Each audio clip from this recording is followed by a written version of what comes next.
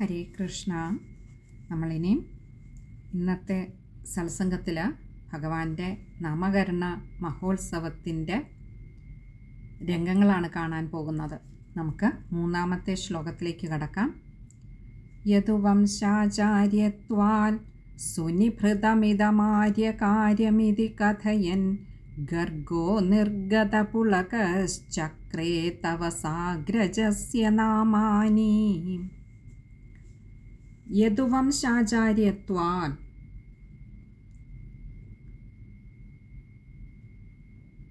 യദുവംശത്തിൻ്റെ യദുകുലത്തിൻ്റെ ആചാര്യത്വാത്, ആചാര്യത്വം എനിക്കുള്ളതുകൊണ്ട്, ഇവിടെ ഗർഗമഹർഷിയാണ് പറയുന്നത്, സുനിഭൃതമിതമാര്യ കാര്യമിതി. സുനിഭൃതം ഇതം ആര്യ, ഇങ്ങനെയാണ് ആ വാക്കുകൾ വരുന്നത്. അല്ലയോ ആര്യ, അല്ലയോ മഹാത്മാവേ. ഇവിടെ നന്ദഗോപരോട് പറയുകയാണ്, അല്ലയോ നന്ദഗോപരെ, ഞാൻ യദുവംശത്തിൻ്റെ ആചാര്യനാണ്. അതുകൊണ്ട് സുനിഭൃതം ഇതം, ഇതം എന്ന് പറഞ്ഞാൽ ഈ സുനിഭൃതം, ഈ ഒരു സംസ്കാര കർമ്മത്തെ അത്യന്തം ഗൂഢമായിട്ട് രഹസ്യമായിട്ട് തന്നെ കാര്യം ചെയ്യേണ്ടിയിരിക്കുന്നു. ഞാൻ അങ്ങയുടെ കുലാചാര്യനല്ല, ഞാൻ യദുവംശത്തിൻ്റെ ആചാര്യനാണ്. അതുകൊണ്ട് തന്നെ ഞാനിപ്പോൾ ഇവിടെ വന്ന് അങ്ങയുടെ ഈ ഒരു സന്തതികൾക്ക് അല്ലെങ്കിൽ സന്തതിക്ക് നാമകരണം ചെയ്യുമ്പോൾ ഞാൻ വളരെ രഹസ്യമായിട്ട് വേണം ഇങ്ങനെ ഒരു കാര്യം നടത്തുവാൻ. ഇതി കഥയൻ, ഇപ്രകാരം പറഞ്ഞുകൊണ്ട് ഗർഗോ നിർഗതപുളകശ്ചക്രേ, ഗർഗോ ഗർഗമഹർഷി, നിർഗതപുളകഃ ചക്രേ, അങ്ങനെയാണ് രണ്ട് വാക്കുകൾ ചേരുന്നതാണ്. നിർഗതപുളകശ്ചക്രേ, നിർഗതപുളകഃ എന്ന് പറഞ്ഞാൽ ശരീരമാകെ ഉയർത്തെഴുന്നേറ്റ് മൂടിപ്പൊതിഞ്ഞ ആ രോമാഞ്ചത്തെ, ആ പുളകപ്പുതപ്പ് അണിഞ്ഞുകൊണ്ട് ദേഹമാകെ പുളകമണിയുകയായിരുന്നു. ആനന്ദ നിർവൃതി കാരണം ആർക്കാണ് ഇപ്പോൾ നാമകരണം ചെയ്യാൻ പോകുന്നതെന്ന് ഗർഗമഹർഷിക്ക് നന്നായിട്ടറിയാം. നന്ദഗോപർക്ക് ഒന്നും അറിയില്ലെങ്കിലും എല്ലാം അറിയുന്ന ഗർഗമഹർഷി, ആ മഹാത്മാവ് താൻ നാമകരണം ചെയ്യാൻ പോകുന്ന ആ ഉണ്ണിയുടെ വൈഭവത്തെ, ഉണ്ണിയുടെ ഈ ഒരു ലീലയെ തന്നെ കൊണ്ട് ഇങ്ങനെ ഒരു കർമ്മം ഭഗവാന് വേണ്ടി ഭഗവാൻ ചെയ്യിപ്പിക്കുക, ആ ഒരു തനിക്ക് കിട്ടിയ ഈ ഒരു സായുജ്യത്തെ, ജന്മസാഫല്യത്തെ ഓർത്ത് അദ്ദേഹം ആനന്ദനിമഗ്നനായി ദേഹമാകെ പുളകം കൊണ്ട് പൊതിഞ്ഞു. അങ്ങനെ ചക്രേ എന്ന് പറഞ്ഞാൽ നടത്തി, പേരിട്ടു. തവ സാഗ്രജസ്യ നാമാനി, തവ അങ്ങയുടെ, സാഗ്രജസ്യ അഗ്രജസ്യ, അതായത് അഗ്രജൻ മൂത്തത് ജ്യേഷ്ഠനായിട്ടുള്ള ഉണ്ണിക്കും കൂടി നാമാനി പേരുകൾ ഇട്ടു. അപ്പോൾ പേരിടാൻ ഏതാണ്ട് തീരുമാനമായി. ഇനിയും പേരിട്ടതാണ് അടുത്ത ശ്ലോകത്തിൽ നമ്മൾ കാണുന്നത്. നോക്കൂ, ഇവിടെ ഗർഗമഹർഷിക്ക് ഭഗവാൻ ഇങ്ങനെയൊരു ഭാഗ്യം കൊടുത്തു. ഭഗവാന്റെ നാമകരണം ചെയ്യുന്നതിന് ഗർഗമഹർഷിക്ക് ഭാഗ്യം കൊടുത്തു. എല്ലാ കലകളുടെയും ഇരിപ്പിടമായിട്ടുള്ള, എല്ലാ വേദശാസ്ത്രങ്ങൾക്കും ആധാരമായിട്ടുള്ള ആ ഭഗവാനെ 64 ശാസ്ത്രങ്ങൾ പഠിപ്പിക്കുന്നതിന്, 64 കലകൾ പഠിപ്പിക്കുന്നതിന് ഉള്ള മഹാഭാഗ്യം സാന്ദീപനി മഹർഷിക്കും കൊടുത്തു. അങ്ങനെ ഗുരുവിൻ്റെ ശിഷ്യനായിരുന്നു കൊണ്ട് ഗുരുപത്നിയുടെ ഭൃത്യനായി വർത്തിക്കുന്നതിനുള്ള ഭാഗ്യം, ആ ഭാഗ്യം സാന്ദീപനി മഹർഷിയുടെ പത്നിക്കാണ് കിട്ടിയത്. ഇങ്ങനെ ഒരു ഉണ്ണിയെ ഭൃത്യനായി കിട്ടുക, സാക്ഷാൽ ഭഗവാനെ. അപ്പോൾ ഭഗവാൻ തൻ്റെ ഈ അവതാരത്തിൽ, ശ്രീകൃഷ്ണ അവതാരത്തിൽ ഭഗവാൻ മുന്നേ കൂട്ടി നിശ്ചയിച്ചിരിക്കുന്നു ആർക്കൊക്കെയാണ് തൻ്റെ ജീവിതത്തിലെ പ്രധാനപ്പെട്ട ഘട്ടങ്ങളുമായി ചേർന്നു പോകുവാനുള്ള യോഗമുള്ളത് എന്ന് കണ്ട് ഒരു കള്ളക്കളിയിലൂടെ ഭഗവാൻ ഒരു ഉണ്ണിയായി അങ്ങനെ കിടക്കുന്നു, ഞാനൊന്നും അറിഞ്ഞില്ലേ എന്നുള്ളൊരു ഭാവം അവിടെ നന്ദഗോപര് രഹസ്യമായിട്ട് ഗർഗമഹർഷിയെ പറഞ്ഞു വിടുന്നു. ആ ഗർഗമഹർഷി ഇവിടെ വരുമ്പോൾ വസുദേവർക്ക് ഇങ്ങനെയൊരു കാര്യം ചെയ്യുവാൻ അപേക്ഷിക്കണമെന്ന് തോന്നുന്നു. വേണ്ട വിധത്തിൽ പൂജിച്ചിരുത്തിയ ശേഷം തൻ്റെ ഈ ഒരു ആഗ്രഹത്തെ ഉന്നയിക്കുന്നു.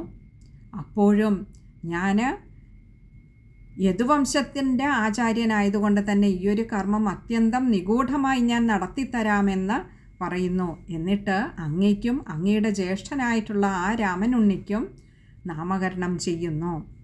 നമുക്ക് ആ ശ്ലോകം ഒന്നുകൂടി നോക്കാം.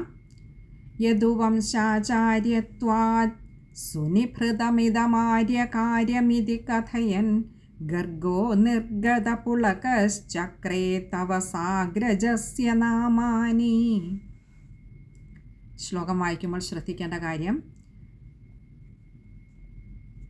സുനിഭൃതം ഇതം ആര്യാണ്. അതുകൊണ്ട് തന്നെ സുനിഭൃതമിതം മായുടെ ഇകാരം ശ്രദ്ധിക്കുക. അതുപോലെ ആര്യ, അവിടെ മായുടെ അകാരം ശ്രദ്ധിക്കുക.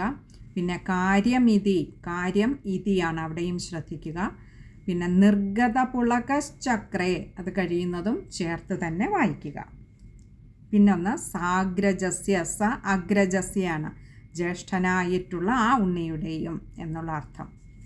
ഇനി നമുക്ക് ഭഗവാന്റെ നാമകരണത്തിലേക്ക് കടക്കാം. 4-ാമത്തെ ശ്ലോകം.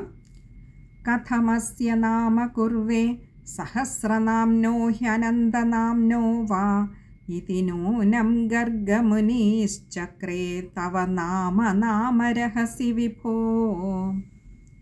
കഥമസ്യ നാമ കുർവേ. കഥം അസ്യ, കഥം എങ്ങനെ, അസ്യ ഈ ഉണ്ണിക്ക്, നാമ കുർവേ ഞാൻ എങ്ങനെ പേരിടും, എങ്ങനെയാണ് ഈ നാമകരണം ഞാൻ നടത്തുക ഈ ഉണ്ണിക്ക്. ഗർഗമഹർഷിക്ക് വല്ലാത്തൊരു സംശയമായി. എങ്ങനെ ഇപ്പോൾ ഈ ഉണ്ണിക്ക് ഞാൻ പേരിടുക? എന്തേ? സഹസ്രനാംനോ ഹ്യനന്തനാംനോ വാ. സഹസ്രനാംനഃ, ഈ ഉണ്ണി ആരാണ്? സഹസ്രനാമങ്ങളുള്ളവനാണ്. 1000 നാമങ്ങളുള്ള ഈ ഉണ്ണി കഴിഞ്ഞില്ല. ഹ്യനന്തനാംനോ വാ, ഹി അനന്തനാംനഃ ആണ്, ഹ്യനന്തനാംന കഴിഞ്ഞില്ല. അനന്തനാംന, നമുക്ക് എണ്ണമില്ലാത്ത അത്രയും പേരുകളുള്ളവനാണ്. 1000 എന്ന് മാത്രമല്ല, ആദ്യം 1000 എന്ന് പറഞ്ഞു, അല്ല, അനന്തം നാമങ്ങളുള്ളവനാണ്, നാമങ്ങൾക്കൊരു അന്തമില്ലാത്തവനാണ്. ഇങ്ങനെയുള്ള ഈ ഉണ്ണിക്ക് ഞാൻ എങ്ങനെയാണ് പേരിടുക? ഇത് നൂനം ഗർഗമുനി, ഇത് ഇപ്രകാരം, നൂനം അങ്ങനെ ഉറപ്പിച്ചിട്ട്, ഗർഗമുനിശ്ചക്രേ, ഗർഗമുനിഹി ചക്രേ, ആ ഗർഗമഹർഷി ചെയ്തു എന്ത്? തവ നാമരഹസ്യ വിഭോ, അങ്ങയുടെ നാമകരണം, അങ്ങയുടെ പേരിടിയിൽ കർമ്മം ഗർഗമഹർഷി അതീവ രഹസ്യമായിട്ട് ചെയ്തുവല്ലോ വിഭോ, അല്ലയോ ഭഗവാനെ.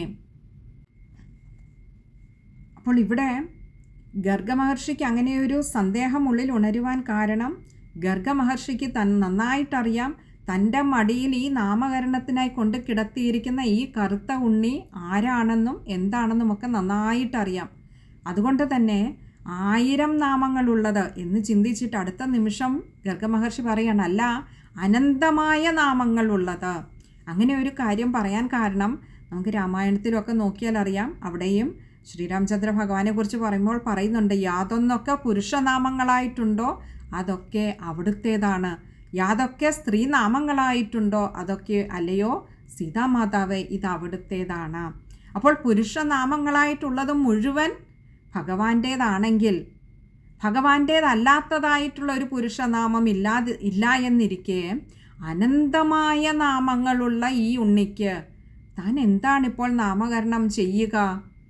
പ്രസിദ്ധി ആർജിച്ചിട്ടുള്ളത് ഈ ഉണ്ണിയുടെ 1000 നാമങ്ങളാണ്, സഹസ്രനാമങ്ങളാണ്. പക്ഷെ തനിക്കറിയാം ഈ ഉണ്ണിക്ക് 1000 നാമങ്ങളല്ല ഉള്ളത്, അനേകം അന്തമില്ലാത്തതായിട്ടുള്ള അവസാനിക്കാത്തതായിട്ടുള്ള അനേകം നാമങ്ങൾ ഈ ഉണ്ണിക്കുണ്ട്. ഇനിയിപ്പോൾ ഞാൻ ഇവിടെ ഇരുന്ന് എന്താ പേരിടുക?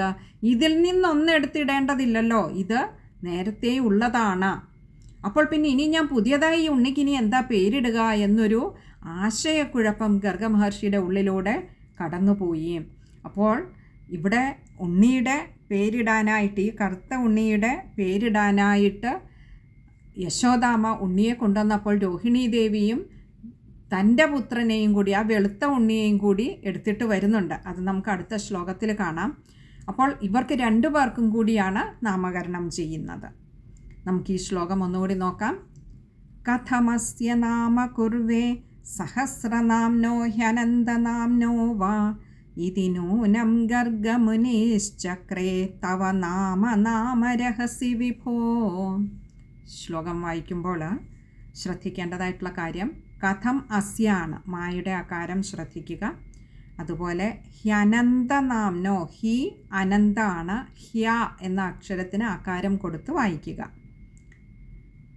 പിന്നെ അടുത്തത് ഗർഗമുനിശ്ചക്രേ, അവിടെയും അത് കഴിയുന്നതും ചേർത്ത് തന്നെ വായിക്കുവാൻ ശ്രമിക്കുക. പിന്നെ ഒന്ന്, ചില ഗ്രന്ഥങ്ങളിൽ ഗർഗമുനിശ്ചക്രേ തവ നാമരഹസി വിഭോ, ഒരു നാമ എന്ന് മാത്രമേ കാണുകയുള്ളൂ, രണ്ട് നാമ എന്ന് വരുന്നുണ്ട്. തവ നാമരഹസി വിഭോ, അങ്ങനെയാണ്. ഗ്രന്ഥത്തിൽ എന്തെങ്കിലും ഇല്ലാത്തവരായിട്ടുണ്ടെങ്കിൽ അതൊന്ന് ചേർത്ത് വായിക്കാൻ ശ്രമിക്കുക. ഇവിടെ രണ്ട് നാമ വരാൻ കാരണം കഥം നാമ കുർവേ, ഞാൻ എന്താണ് പേരിടേണ്ടത്. പിന്നെ അടുത്ത നാമത്തിൻ്റെ ഇത് വരുന്നത് തവ നാമ രഹസ്യ ചക്രേ, അങ്ങയുടെ നാമം വളരെ രഹസ്യമായിട്ട് അങ്ങയുടെ നാമകരണം നടത്തുക എന്നുള്ള ചടങ്ങ് നിർവഹിച്ചു എന്നുള്ള അർത്ഥത്തിലാണ്. ഇനി അടുത്ത ശ്ലോകത്തിലാണ് നമ്മുടെ പേരിടീൽ കർമ്മം വരുന്നത്. അത് അടുത്ത സത്സംഗത്തിൽ കാണാമെന്ന് കരുതുന്നു. ഹരേ കൃഷ്ണ.